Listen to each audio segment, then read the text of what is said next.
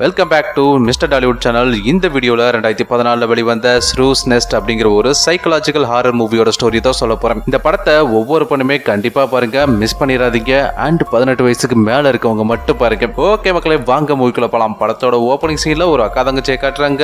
அக்கா பேரு மோனிசா, தங்கச்சி பேரை சொல்லவே மாட்டாங்க. அக்கா மோனிசா தங்கச்சியை தூங்க வைக்கிறதுக்காக ஆரிராரோ ஆரிராரோ அப்படின்னு சொல்லிட்டு அப்பாத்தா பாடுற மாதிரி பாட்டு பாடி தூங்க வைக்கணும்னு நினைச்சீங்கன்னா அதுதான் கிடையாது. டெய்லி ஒரு பேய் கதை சொன்னா மட்டும்தான் அந்த தங்கச்சி புள்ள தூங்கும். இப்படி டெய்லி பேய் கதையை கேட்டு போரடிச்சு போன தங்கச்சி பாப்பா, ஏண்டி மூதேவி டெய்லி இப்படி பேய் கதையா சொல்லி டார்ச்சர் பண்றியா, உனக்கு என்னதான் பிரச்சனை சொல்லிட்டு கேட்டதுக்கு, அதை ஏண்டி கேட்கற, நீ பிறக்கும் போதே எங்க ஆத்தால கொலை பண்ணிட்டு தான் பிறந்தேன். ஆத்தா போனதுக்கு அப்புறம் நான் தான் உனக்கு பாலுந்தேனெல்லாம் ஊட்டி வளர்த்தேன். ஆனா மூதேவி நீ என்ன பண்ற, டெய்லி ரெண்டு தூங்கவே மாட்டேன், எப்ப பாரு கவா கவா கவா கவான்னு கத்திக்கிட்டே இருப்ப. அதனால ஒரு நாள் என்ன பண்ண, உனக்கு பேய் கதை சொன்னேன். அன்னைக்கு நீ என்ன நினைச்சுன்னு இருக்கிற, டபக்குன்னு தூங்கிட்ட.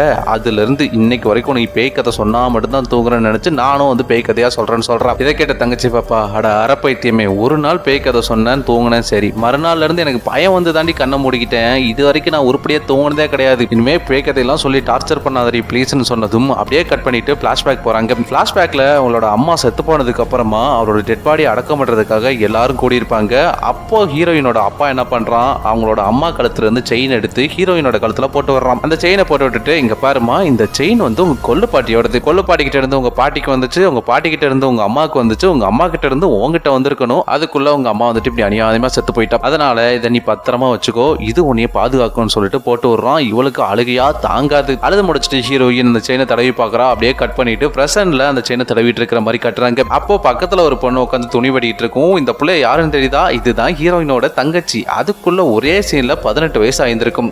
இவங்களோட அப்பா எங்கடான்னு சொல்லிட்டு கேட்டீங்கன்னா, காலை 2 பொம்பளை பிள்ளைய பெத்துட்டு 2ஐயும் வளர்க்கறதுக்கு துப்பு இல்லாம போருக்கு போறேன்னு சொல்லிட்டு பொண்டாட்டி செத்த உடனே ஊரை விட்டே ஓடி இருப்பான். அவன் ஒரு சைக்கோ. இதனால வேற வழி இல்லாம ஹீரோயினும் அவளோட தங்கச்சியும் தையல் வேலை செஞ்சு வாழ்க்கையை நடத்திட்டு வராங்க. இப்ப தங்கச்சியும் வெளியில வேலைக்கு போக ஆரம்பிச்சிட்டா. சோ 2 பேரும் நிம்மதியா வாழ்ந்துட்டு வராங்க. இப்படி இருக்கும்போது இவங்க வீட்டுக்கு டோனா அப்படிங்கிற ஒரு ஆன்டி ட்ரெஸ் தைக்க கொடுக்கறதுக்கு வருது. அவங்க கிட்ட பேசின தங்கச்சி, என்ன ஆன்டி வர வர கும்முனாயிட்டே போறீங்க, அங்கிள் நல்லா கவனிக்கிறாரு போலேன்னு கலாய்ச்சிட்டு அங்க இருந்து பாய் சொல்லிட்டு கிளம்பிடுவா. அவ கிளம்புனதுக்கு அப்புறம் வீட்டுக்கு வந்த டோனா ஆன்டி ஹீரோயின் கிட்ட, உனக்கு இருக்கிற டெய்லரிங் திறமைக்கு நீ மட்டும் வெளியில வந்து ஒரு கடை போட்டீங்கன்னா அவ்வளோ பெரிய பில்கேட்ஸ் அம்பானி குடும்பமே உன் கடைக்கு முன்னாடி தான் வந்து காத்து கிடப்பாங்கடி, சொன்னா கேளு ஒரு கடையை போடுன்னு சொல்ற. அதுக்கு ஹீரோயின், ஏங்க நீங்க வேற எனக்கு இருக்கிற பிரச்சனை தெரியாம பேசிட்டு இருக்கிறீங்க, எனக்கு தான் அக்ரோபோபியா அப்படின்ற ஒரு பயங்கரமான கண்டிஷன் இருக்குது, உங்களுக்கு தெரியும்ல, வீட்டை விட்டு வெளியே போக முடியல, இதுல எங்க போய் கடையெல்லாம் போடுறது, நீங்க வேற ஏன் உண்மையா சொல்லணும், எனக்கு இந்த கதவை தாண்டி போறதுக்கு பயமா இருக்கு, எனக்கு இந்த லைஃப் தான் பிடிச்சிருக்கு ஆண்டி, நான் இப்படியே இருந்துக்கலான் இருக்கிறேன்னு சொல்லும் போது டோனா ஆண்டி என்ன பண்றாங்க, ஏண்டி இந்த கல்யாணம் காட்சி எல்லாம் பண்ணி பார்க்கணும்னு ஆசை இல்லையா, உனக்கு அப்புறம் ஒரு தங்கச்சி இருக்குது, உனக்கு யாவும் இருக்கா இல்லையா,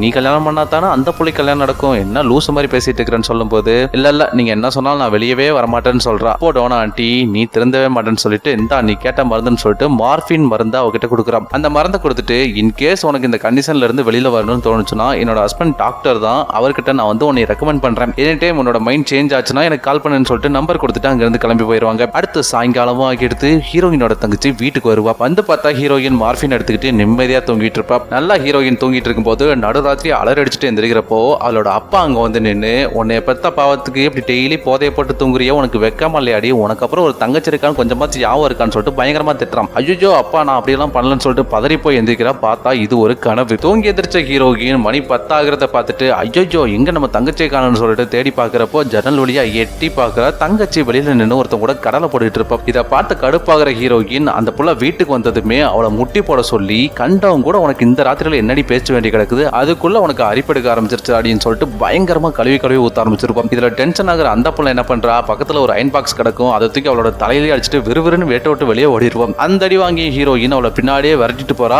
ஆனா டோரை தாண்டி அவளோட போக முடியாது. ஏன்னா அவளுக்கு அக்ரோபோபியா. இங்க பாரு, நான்லாம் அடிக்கலாம் மாட்டேன், மரியாதையா நீ உள்ள வந்துட்டீங்கன்னா உனக்கு நல்லதுன்னு சொல்ற. பட் ஹீரோயினோட தங்கச்சி, நீ உள்ள வந்தா நல்லாவே அடிப்பன்னு தெரியும், நான்லாம் உள்ள வர மாட்டேன், உனி மட்டும் தைரியமான ஆளா இருந்தா வெளியே வாடி பாப்பன்னு சொல்றப்போ பாடி மயிருன்னு சொல்லிட்டு இவ பாரு டோரை லாக் பண்ணிட்டு உள்ள போயிடுறா. ஹீரோயின் தங்கச்சி டயர்ல வெளியிலேயே தூங்கிடுவா. இவ தூங்கிட்டு இருக்கும் போது 2 பேர் அங்க வராங்க. அதுல ஒருத்தன் பேர் தான் கார்லஸ். இவன் தான் இந்த படத்தோட ஹீரோ. ஆக்சுவலி இவனும் இவனோட ஃப்ரெண்டு 2 பேரும் சேர்ந்து ஒரு சீரியஸான மேட்டர் டிஸ்கஸ் பண்ணிட்டு வராங்க. அது என்ன மேட்டர்னு கேட்டீங்கன்னா, இந்த கார்லஸ் இருக்கானே, இந்த கார்லஸ் இந்த பையன் என்ன பண்றான், அவனோட வருங்கால பொண்டாட்டி கூட முன்னாடியே ஜாலியா இருந்தா அந்த புள்ளைய கர்ப்பமாக்கிறான். அந்த புள்ள வீட்டுல சொல்லி பிரச்சனை பண்ணி இமிடியேட்டா கல்யாணத்துக்கு ஏற்பாடு பண்ணிடுறாங்க.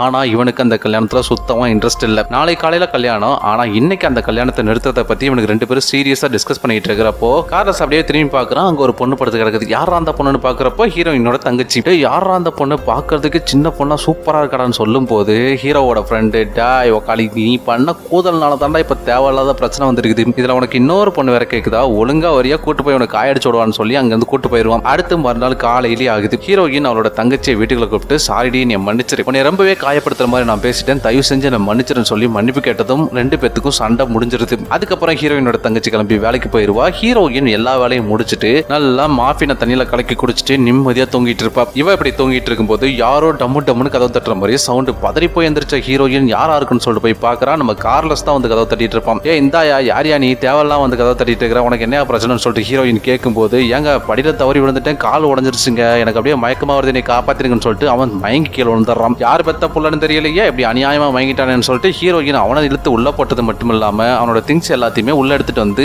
அவனை தூக்கிட்டு போய் இவளோட ரூம்லயே போட்டு அவனுக்கு தேவையான ட்ரீட்மெண்ட் எல்லாத்தையுமே கொடுக்குறான். அடுத்து அப்படியே ஈவினிங் ஆகிடுது. அப்போ வீட்டுக்கு வர்ற ஹீரோயினோட தங்கச்சி என்ன இந்த நேரத்துல டோர் லாக் பண்ணி வச்சிருக்கிற, என்ன கதை, நீ என்ன சின்ன நொல்லையா, அவனை யாராச்சும் தூக்கிட்டு போறதுக்கு கம்முன்னு இருக்க மாட்டியா அப்படின்னு சொல்லி பேசிக்கிட்டே உள்ள வருவா. இப்ப வந்ததுமே ஹீரோயினுக்கு ஒரு மாதிரி பதட்டமாகிடுது. ஏன்னா ஆல்ரெடி கார்லஸ் உள்ள இருக்கிறான், இவனை பத்தி சொல்லலாமா வேண்டாமா அப்படிங்கிற ஒரு பதட்டத்திலேயே வேலை பார்த்துக்கிட்டு இருப்பா. இதை பார்த்த ஹீரோயினோட தங்கச்சி நீ என்னமோ சரியில்லை, நான் குளிச்சுட்டு வந்து அவன்கிட்ட என்னன்னு பேசிக்கிறேன்னு சொல்லிட்டு பாத்ரூம் போற. அங்க கார்லஸோட ரத்தம் படிச்ச சட்டை இருக்கும். அதை பார்த்த ஹீரோயினோட தங்கச்சி இது யார் சட்டை, என்ன மேட்ரு அப்படின்னு சொல்லிட்டு விசாரிக்கிறப்போ அவளும் நடந்த எல்லாத்தையும் எக்ஸ்பிளைன் பண்ணிட்டு கார்லஸை கொண்டு போய் காட்டுறா. இது எல்லாத்தையும் பார்த்த தங்கச்சி இங்க பாரு இதெல்லாம் நமக்கு தேவையில்லாத வேலை, மூடிட்டு அவனை கொண்டு போய் எங்க எடுத்தியோ அங்கேயே தூக்கி போட்டு, நாளைக்கு ஏதாச்சும் பிரச்சனைன்னு வந்தா நம்ம தலையை தாண்டி உருட்டுவாங்க, தயவு செஞ்சு புரிஞ்சுக்கோன்னு சொல்லும் போது இல்லடி இவனுக்கு கால் ரொம்ப பெருசா அடிபட்டு இருக்குது, இவன் கண்ணு முழிக்கிற வரைக்கும் இங்க இருக்கட்டும், கண்ணு முழிச்சோடனே இவனை கொண்டு போய் விட்டுறான்னு சொல்றான். அதுக்கு தங்கச்சி பிள்ளை என்ன சொல்றான்னா என்னத்தையோ பண்ணி தொலை, நான் சொல்றதை நீ எதுக்குமே கேட்டது கிடையாது, நான் இங்க இருந்து கிளம்புறேன்னு சொல்லிட்டு அங்கிருந்து வெளியில போயிருவா. அவ கிளம்புனதுக்கு அப்புறம் ஹீரோயின் கார்லஸ் வந்து பாக்குறா. கார்லஸ் நல்லா கொட்ட முழிச்சிட்டு இருப்பான். மயக்கத்துல இருந்து முழிச்சா கார்லஸ் ஹீரோயினை பார்த்து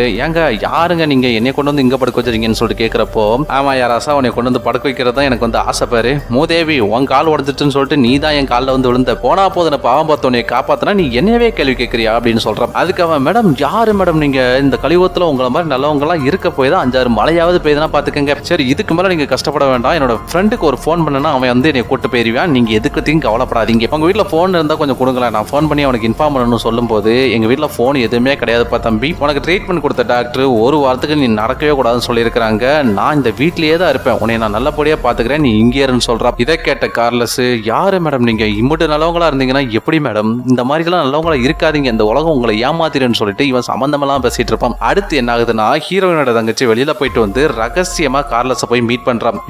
உன் உயிரை காப்பாத்திக்கன்னு நினைச்சினா இங்க இருந்து ஓடி போயிரு, என் அக்கா இருக்காலே ஒரு ஸ்ட்ரிக்டான சைக்கோ, அவ கூட நான் குப்பை கொட்டுறதே ஏழுமலையாம் புண்ணியம், இதுல நீ வேற வந்து மாட்டிக்கிட்ட, தேவையில்லாம சிக்கிறாத, எப்படியாச்சும் தப்பிச்சு போயிருன்னு சொல்றான். அட போமா பொறாம பிடிச்ச மூதேவி, அவங்கள பார்த்தா கலியுக கர்ணி மாதிரி இருக்கிறாங்க, அவங்கள போய் இப்படி எல்லாம் பேசுறதுக்கு உனக்கு எப்படி மனசு வருது, உன் நாக்கில் கொஞ்சம் வசம் வச்சு தேய்ச்சிட்டு கொஞ்சம் வெளியில போறியான்னு சொன்னதும் இவன் நைஸா வந்து டோரை ஓப்பன் பண்ண போறா. கரெக்டா இவளோட அக்காவும் வந்து டோரை ஓப்பன் பண்ணிடுறா. அப்புறம் என்ன ஹீரோயினுக்கு தெரியாம தங்கச்சிக்காரி நைஸா வெளியில ஓடியாந்துடுறா. இதை பாத்துக்கிற அந்த கார்லஸ் இது கலியுகண்டா சாமி பெருமாளே, நீ இதை பாத்துக்கிட்டு இருக்கியா, யாரை நம்புறது யாரை நம்ப கூடாதுன்னு ஒண்ணுமே தெரிய மாட்டேங்குது, ஒரு அக்காவையே எப்படி இந்த மாதிரி தங்கச்சி எல்லாம் பேசுறாங்க, டப்புன்னு உன் கையில இருக்கிற சக்கரத்தை விட்டு மொத்த உலகத்தையும் அழிச்சு விடு பெருமாள்னு சொல்லிட்டு இவன் நிம்மதியா தூங்கிடுவான். மறுநாள் காலையில கார்லஸ்க்கு காஃபி கொடுக்க போகும்போது அவன் ஹீரோயினோட கையில அவனோட அபார்ட்மெண்ட் கீ கொடுத்து மேடம் எனக்கு இங்க இருக்கிறதுக்கு ரொம்ப போர் அடிக்குது, ப்ளீஸ் என் ரூம்ல நிறைய புக்ஸ் எல்லாம் இருக்குது, அதை கொஞ்சம் எடுத்துட்டு வந்து கொடுத்தீங்கன்னா நான் பாட்டில படிச்சுட்டு என் பாட்டில வேலையை பார்ப்பேன்னு சொல்றான். அந்த கீயை வாங்கின ஹீரோயினுக்கு ஒரே சந்தோஷம், அடேங்கப்பா அவரோட சந்தோஷம் சொல்லவே முடியல, அந்த அளவுக்கு சந்தோஷப்படுறான். ஏன்னு கேட்டீங்கன்னா இவ கார்லஸ ஒன் சைடா லவ் பண்ணவே ஸ்டார்ட் பண்ணிடுறான். இது எப்படி போயிட்டு இருக்கும்போது அன்னைக்கு டோனா ஆண்டி ட்ரெஸ் தைக்க கொடுக்கறதுக்காக அங்க வராங்க. அவங்க கிட்ட ஆண்டி உங்களோட ஹஸ்பண்ட் டாக்டர்னு சொன்னீங்கல்ல, அவரோட நம்பர் கொடுங்க, நான் அவர்கிட்ட அக்ரோபோபியால இருந்து வெளியில வர்றதுக்கு எப்படின்னு கேட்டு தெரிஞ்சுக்கிறேன்னு சொல்றான். இதை கேட்ட அந்த ஆண்டி வாவுடி எப்படி இந்த யானோதயம் உனக்கு பிறந்துச்சு, இந்தா இதே உடனே தரேன், நீ உடனே போன் பண்ணுன்னு சொல்லிட்டு அவன் நம்பர் கொடுத்துட்டு அங்க இருந்து கிளம்பிடுவா. அவ கிளம்பினதுமே இமிடியேட்டா இவ டாக்டருக்கு கால் பண்ணி டாக்டர் எனக்கு இந்த மாதிரி பிரச்சனை இருக்குது, உடனே அதுக்கு சொல்யூஷன் கொடுக்கன்னு சொல்றான். அவனும் பயங்கரமா ஹீரோயினை மோட்டிவேட் பண்ணி கமான் டைகர் உன்னால முடியும் பாரு, நீ ஃபர்ஸ்ட் ஸ்டெப் மட்டும் எடுத்து வச்சிட்டீங்கன்னா உன் வாழ்க்கையிலே சக்சஸ் பண்ணிடலாம்னு சொல்லி அவனும் என்னென்னமோ சொல்லி அவளை ஃபர்ஸ்ட் ஸ்டெப் எடுத்து வைக்கிறான். ஆனா ஹீரோயின் டோரை ஓபன் பண்ணி காலை வெளியில வச்ச உடனே அவளோட பயம் பேனிக் அட்டாக்கா ஸ்டார்ட் ஆக ஆரம்பிச்சிருது. இவ திரும்பி உள்ளே ஓடி வந்துருவா. ஹீரோயின் இது வரைக்கும் வெளியில போகவே ட்ரை பண்ணலையே, இப்ப எதுக்கு ட்ரை பண்றா அப்படின்னு யோசிச்சீங்கன்னா நம்ம ஆளுக்கு காதோல் ஸ்டார்ட் ஆயிடுச்சு, அதனால தான் இந்த வேலையெல்லாம் பண்ணிட்டு இருக்கா அப்படிங்கறத நீங்க புரிஞ்சுக்கணும். என்ன வாழ்க்கடா லவ் பண்ணவனை இம்ப்ரெஸ் பண்றதுக்கு அவனோட ரூமுக்கு போய் புக் எடுக்கணும், அது கூட நம்மளால முடியலன்னு சொல்லிட்டு ரொம்பவே ஃபீல் பண்ணிட்டு இருக்கும்போது கரெக்டா ஹீரோயினோட தங்கச்சியும் வீட்டுக்கு வரா. பாப்பா அக்கா ஒன்னு சொல்லுவேன், நீ என் மேல வருத்தம் படக்கூடாது, கோபம் படக்கூடாது, டென்ஷன் ஆகக்கூடாது, சரி சொல்லி தொலை என்னன்னு சொல்லிட்டு தங்கச்சி கேட்கிறப்போ நானு என்ன நீ சொல்லு அப்படின்னு அப்படின்னு சொல்லிட்டு திரும்பவும் கேட்கிறா. அது ஒன்னும் இல்லடி, நான் இந்த கார்லஸ் மாமா இருக்கிறாருல அவரை ஒன் சைடா லவ் பண்றேன்னு சொல்றான். இதை கேட்ட உடனே ஹீரோயினோட தங்கச்சி கோவப்படுவான்னு பாத்தீங்கன்னா அவளுக்கு அம்புட்டு சந்தோஷம். பாரா கல்லுக்குள்ளையும் ஈரம் பாறைக்குள்ளையும் தேர ஒளிஞ்சிருக்கு போலேன்னு சொல்லி அவளை கலாய்ச்சிட்டு, சரி இப்ப நான் அவன் லவ்க்கு எந்த மாதிரி ஹெல்ப் பண்ணணும்னு சொல்லிட்டு கேட்கிறப்போ, நீ ஒன்னும் பண்ண வேணாண்டி, இதாண்டி அவனோட அபார்ட்மெண்ட் கீ, அவனோட ரூம்ல போயிட்டு அங்க புக்ஸ் நிறைய இருக்கான், அதை மட்டும் எடுத்து வந்து கொடுத்தீங்கன்னா அக்கா அவனை இம்ப்ரெஸ் பண்ணிடுவான்னு சொல்றான். அடத்தோ இதெல்லாம் ஒரு மேட்டரா, நாளை காலையில பாரு எப்படி அழகா போய் புக் எடுத்துட்டு வரேன்னு சொல்லிட்டு ரெண்டு பேரும் போய் தூங்க போறாங்க. ஹீரோயின் தூங்குனதை கன்ஃபார்ம் பண்ண ஹீரோயினோட தங்கச்சி என்ன பண்றா, இவளுக்கு தெரியாம நைஸா போய் கார்லஸை மீட் பண்றா. என்ன மாமே உடம்பு எப்படி இருக்கு, சௌகரியமா இருக்கியா அப்படின்னு சொல்லிட்டு நல்லா விசாரிச்சுட்டு இருக்கும்போது, அவன் எனக்கு என்ன குறை, உங்க அக்கா இருக்கிற வரைக்கும் என்னை யாரும் எதுவும் பண்ண முடியாது, அவ தான் டாக்டர்லாம் கூட்டு வந்து என்னை அவ்வளவு நல்லா பாத்துக்கிறாளே, இதை விட எனக்கு என்ன வேணும்னு சொல்றான். இதை கேட்ட அந்த புள்ள ஷாக் ஆகி, ஐயோ இங்க டாக்டர்லாம் யாருமே வரலையா, யாரையும் அவனுக்கு சொன்னான்னு சொல்லிட்டு கேட்கிறப்போ, உங்க அக்கா தாண்டி என்கிட்ட சொன்னா, டாக்டர் வந்தாரு என்னைய பார்த்தாரு 1 வீக் இங்க பெட்லயே படுத்துருக்குன்னு சொன்னாருன்னு தான் சொன்னாலடி, அப்ப எல்லாமே பொய்யான்னு சொல்லிட்டு கேட்கறான். அது மட்டும் இல்ல, என் ஃப்ரெண்டுக்கு ஃபோன் பண்ணி இன்ஃபார்ம் பண்ணணும், உங்க வீட்டுல போன் இருக்கான்னு கேட்டேன், போன் கூட இல்ல, நானே உங்களை பாத்துக்கிறேன்னு சொன்னாலே அதெல்லாமே பொய்யான்னு சொல்லிட்டு திரும்பவும் கேட்கறான். இதை கேட்ட அந்த புள்ள, ஐயோ மாமா எங்க அக்கா உன்னை வச்சு ஏதோ பெருசா பிளான் பண்றா,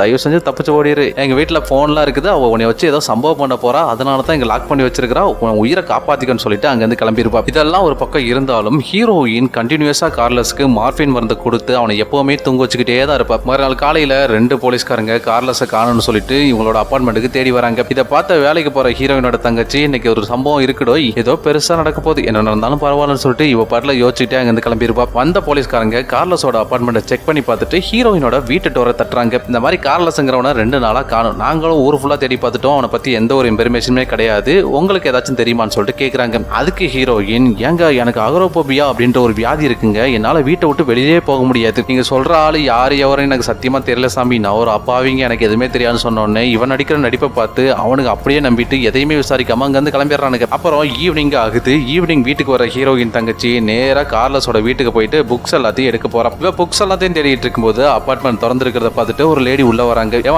யாருமா நீ, உனக்கு என்னமா அங்க வேலைன்னு சொல்லிட்டு அந்த லேடி ஹீரோயினோட தங்கச்சியை கேள்வி கேட்குது. அதுக்கு அந்த பொண்ணையும், ஃபர்ஸ்ட் நீங்க யாருன்னு சொல்லுங்க, அதுக்கப்புறம் நான் யாருன்னு சொல்றேன்னு சொன்னதுமே அதுக்கு அந்த லேடி, நான் தாமா கார்லஸோட லவ்வர், நீ யாருன்னு இப்ப சொல்லு, அவன் 2 நாளா வேற காணும், அவனை நினைச்சாலும் எனக்கு பதட்டமா இருக்குன்னு சொல்றான். இவங்க இப்படியே பேசிட்டு இருக்கும்போது இந்த பக்கம் ஹீரோயினை கட்டுறாங்க. ஹீரோயின், சரி இதுக்கு மேல நம்ம மறைச்சு வச்சு என்ன செய்ய போறோம், நேரா போயிட்டு கார்லஸ்ட ப்ரொபோஸ் பண்ணிடலான்னு சொல்லிட்டு நேரா போய் கார்லஸை பார்த்து, இங்க பாரு மாமா, தள்ளபடினா ஆடி, நீ தான் எனக்கு ஏத்த ஜோடின்னு கவிதையை சொல்லி ப்ரொபோஸ் பண்றான். அவன் என்ன கான்ல இருந்தான்னு தெரியல, அளவு நிறுத்தி நடிப்புக்காரி, உன் நாடக மயிரெல்லாம் எனக்கு தெரிஞ்சு போச்சுன்னு சொல்லி அவளை பயங்கரமா திட்டி விட்டுருவான். ஐயோ நைட்டு ஃபுல்லா நான் யோசனே இந்த கவிதையை, இதுக்கு ஒரு அர்த்தமே இல்லாம போயிருச்சுன்னு சொல்லிட்டு அழுதுகிட்டே அங்க இருந்து ஓடிடுறான். அந்த ரூம்ல இருந்து வெளியில வந்து இவ கதறி கதறி அழுதுகிட்டு இருக்கும்போது இவளோட தகப்பன் ஆலுசினேஷன்ல வந்து, நீ ஒன்னத்துக்கும் பிரயோஜனமே கிடையாது, உன்னைய பெத்ததுக்கு 2 அரிசி மூட்டையை பெத்து பொருந்தாலாவது வித்தாவது இருப்பேன், அக்கால இவங்க ஆத்தாட்ட நான் அப்பயே சொன்னேன், இவளெல்லாம் கருவோட கலைச்சிடலான்னு சொல்லிட்டு தேவையெல்லாம் உன்னை பெத்ததுக்கு என்னை இப்படி அசிங்கப்படுத்திக்கிட்டே இருன்னு சொல்லிட்டு பயங்கரமா திட்டுறான். இதை கேட்ட கடுப்பான ஹீரோயின், வாயாம ஒரு சொட்ட தலையா எல்லாம் ஒன்னாலதான் சொல்லிட்டு இவ பதிலுக்கு திட்டும் போது யாரோ டோரை தட்டுறாங்க. யாரா இருக்குன்னு சொல்லிட்டு டோரை ஓபன் பண்ணி பாக்குறா. பார்த்தா கார்லோஸோட லவ்வர் எலிசா தான் அங்க வந்திருப்பா. அவ ஹீரோயினை பார்த்து, ஏண்டி என் மாமனையே வந்து கடத்தி ஒளிச்சு வைக்கிறியா, எல்லா உண்மையும் எனக்கு தெரியுண்டி, சக்காலத்தி மாவ சக்காலத்தி, என் மாமாவை எங்கடி ஒளிச்சு வச்சிருக்கிறேன்னு சொல்லி ஒவ்வொரு ரூமா தேடி அலைகிறா. ஒரு வழியில கார்லஸை கண்டுபிடிச்சிடறா. அவனை பார்த்ததுமே, இந்த நாசமா போறவ உன்னை கடத்தினது தெரியாம என்னைய பிடிக்காம தான் நீ ஓடி போயிட்டேன்னு ஊரு ஃபுல்லா பேசுறாங்களே என் மாமான்னு சொல்லிட்டு கதறி கதறி அழுதுட்டு இருப்பா. அப்ப ஹீரோயின் ஒரு பெரிய காட்டை ஒன்னு எடுத்து எலிசா புடலையில ஒரே அடி, அந்த ஆண்டி அங்கேயே ஸ்பாட்லயே செத்து போயிடும். இதை பார்த்த கார்லஸ், சைக்கோ பூமால லாவண்யா கோபால்னு சொல்லிட்டு கண்டமேனி கழுவி கழுவி ஊத்துறான். ஆனா இவ, நான் தான் சொன்னேன்ல மாமா, நான் உன்னை நல்லா பாத்துக்கிறேன்னு, இவ யாரு மாமா உன்னை உரிமை கொண்டாடன்னு கேட்டுட்டு, ஆமா ஏதோ நான் சொன்ன ஆடித்தள்ளுபடி கவிதை உனக்கு பிடிக்கலன்ற மாதிரியே ரியாக்ட் பண்ணீங்க, இருறா வர உன்னைய முதல்ல போடுத்தல்றேன்னு சொல்லிட்டு கார்லஸை போட்டு பொல பொலன்னு பொழந்துருவா. அடுத்து செத்து போன எலிசாவோட டெட் பாடியை அறுத்து போடுறதுக்கு முடிவு பண்ணி ஒரு ரம்பத்தை எடுத்துட்டு வந்து கரன்னு அறுத்துட்டு இருக்கும்போது கார்லஸுக்கு மயக்கம் தெரிஞ்சு காலை பார்க்கறான். அவனோட காலை எடுத்து கீழே வைக்க முடியாது. ஒரு வழியா கஷ்டப்பட்டு காலை எடுத்து கீழே வச்சு கீழே உளுந்து உருண்டு பிறண்டு அப்படியே டோர் கிட்ட மெல்ல மெல்ல மெல்ல ஊந்து போனா கரெக்டா டோரை ஓபன் பண்ணும்போது இந்த மூதேவி சைக்கோ நாய் இவனை பாத்துருது. அப்புறம் என்ன, கார்லஸ் அடிச்சு திரும்பவும் போய் பெட்ல படுக்க வச்சிருப்பான். அப்படியே இந்த பக்கம் கார்லஸோட ரூம்ல இருந்து வெளியில வர்ற ஹீரோயினோட தங்கச்சியை காட்டுறாங்க. அவ வந்து இவங்களோட டோரை ஓபன் பண்ணா உள்ள ஒரு சொட்டு ரத்தம் கூட இருக்காது. எல்லாத்தையும் நீட்டா கிளீன் பண்ணி வச்சிருப்பா நம்ம சைக்கோ. எல்லாத்தையும் பண்ணிட்டு ஒண்ணுமே நடக்காத மாதிரி, வாடி இப்பதான் வரியா, போய் ட்ரெஸ் எல்லாம் மாத்திட்டு வா அப்படின்னு சொல்லி அனுப்பி வைக்கிறா. அவ போயிட்டு ஃப்ரெஷ் ஆயிட்டு வந்ததுக்கு அப்புறமா ஹீரோயின் அவளை கூப்பிட்டு ஒரு பெரிய ட்விஸ்ட் ஒன்னு ரிவீல் பண்றா. அது என்ன ட்விஸ்ட்னா, இவங்களோட அப்பா போருக்கு போறேன்னு சொல்லிட்டு ஊரை விட்டே போயிருந்திருப்பான்ல, அவன் ஊரை விட்டெல்லாம் போகல, நான் தான் அவனை கொலை பண்ணிட்டேன்னு சொல்றான். இதை கேட்ட ஹீரோயினோட தங்கச்சிக்கு தூக்கி வாரி போட்டுரும். என்னடி சொல்ற, நீ என்னடி பண்ணன்னு சொல்லிட்டு கேட்கிறப்போ, ஆமாடி நான் தான் அந்த ஆளை கொலை பண்ணேன், அந்த ஆள் எவ்வளவு பெரிய கொடுமைக்காரன் தெரியுமா, நான் சொல்றேன் இப்ப நீ கேட்கிற, அவன் ஒரு சில்லற இருக்கிற நாயுடு இப்போ யோசிச்சா கூட பத்திக்கிட்டு வருது. அந்த புறம்போக்கு அம்மா செத்து போனதுக்கு அப்புறமா என்கிட்ட வந்து உங்க அம்மா செத்து போனதுக்கு அப்புறமா உங்க அம்மாவை என்னால மறக்கவே முடியல. சோ ப்ளீஸ் அவளை மறக்கணும்னா நீ டெய்லி என் கூட படுத்தாம இருந்தா என்னால மறக்க முடியும் அப்படின்னு சொல்லி டெய்லி ராத்திரி பகல்னு பார்க்காம என்னை டெய்லி கற்பழிச்சாண்டி. அவன் பண்றதெல்லாம் பார்க்கும்போது அப்படியே செத்துலான்னு தோணும். ஆனா மூஞ்சை பார்த்துட்டு அதெல்லாம் மறந்து போயிடும். நம்மளை வீட்டை விட்டு வெளியிலேயே அனுப்புனது கிடையாது. எப்பவுமே நம்மளை வீட்டுக்குள்ளேயே பூட்டி வச்சிருந்திருப்பான். அதுலதான் எனக்கு இந்த அக்ரோபோபியா அப்படின்ற ஒரு கண்டிஷனே வந்துச்சு. நம்மளோட வாழ்க்கை எப்படியாச்சும் மாறிடாதான்னு சொல்லிட்டு நானும் தினந்தனம் வேண்டாத கடவுள் இல்ல, கும்பிடாத சாமி இல்ல, ஆனாலும் என்னோட வாழ்க்கை மாறவே இல்லை. இப்படியே அவன் என்ன கொடுமைப்படுத்தினாலும் நான் தாங்கிட்டு இருந்தேன்.